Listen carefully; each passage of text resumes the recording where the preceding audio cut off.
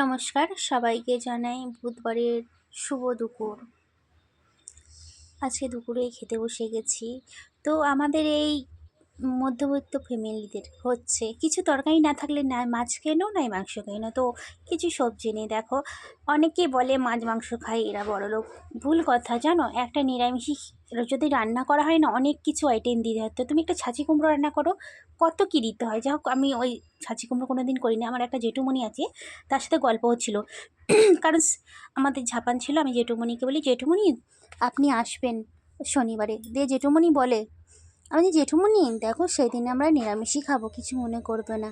বলছে, মা গো, নিরামিষই যদি রান্না করা হয় অনেক কিছু দিতে হয়।